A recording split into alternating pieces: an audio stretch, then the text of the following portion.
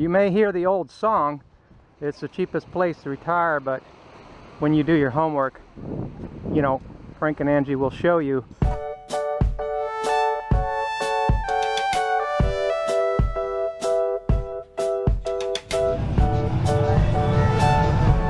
this is the kind of bus I like. Too, it's got a little bit more back support on it. Oh, I know it. Got the newer seats.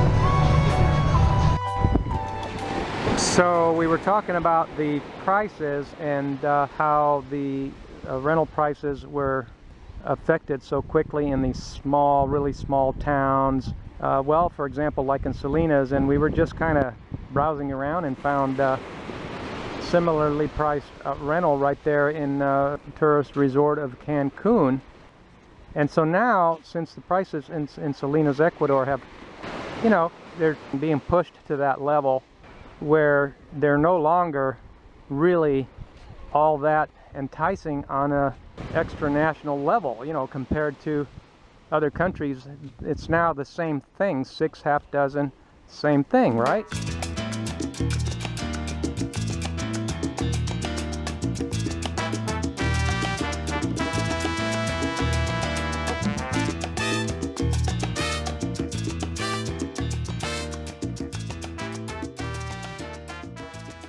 And so now, since the prices have been pushed like that in that direction, and they're at the same level, a person can say, well, you know, if I have to pay this much to go live in Salinas, and yet I can pay the same amount and go live in Cancun, obviously there's more to it than that.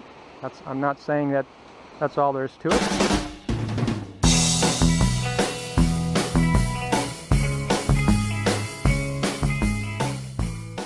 But just from a price perspective, surely that is one yardstick that a person that is looking to, you know, that wants to be near a coast or whatever city, whatever place it is, this is what we've been saying for years all along. It's something that a person has to be cognizant of and realize that that this is where things go, and this is what happens when these places get on the media circuit.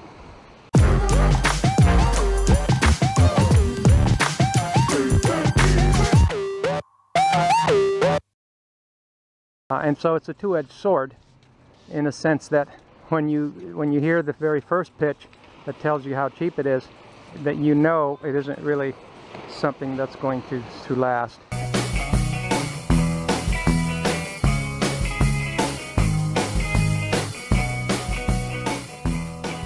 At the same time, that kind of puts you in a position of saying, well, if I have to spend that much for rent, if I absolutely, that's the rent I have to spend, regardless of how you see it, whether you think it's cheap or not, even if, you know, if you're in either camp, you can now say, well, we know for the same amount of money, you can go over here. And by extension, how many other places that you don't really know about, you know, really come to that price point that you don't know about because, you know, major RAM magazines haven't yet made a business out of it, you know, where they're not going to get anything out of it, so they don't talk about it. And besides, you can't really talk about every place in the world because then you'd be spread out real thin.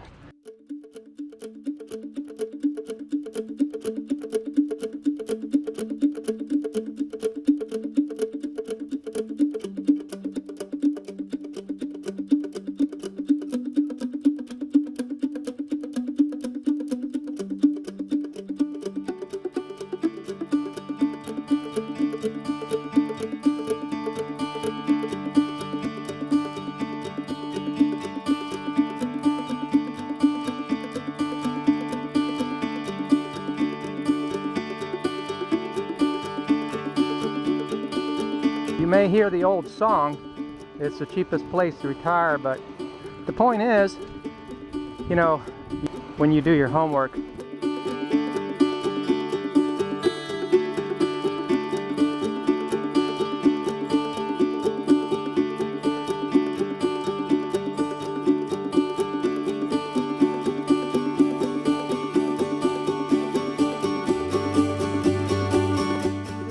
Park, check it out.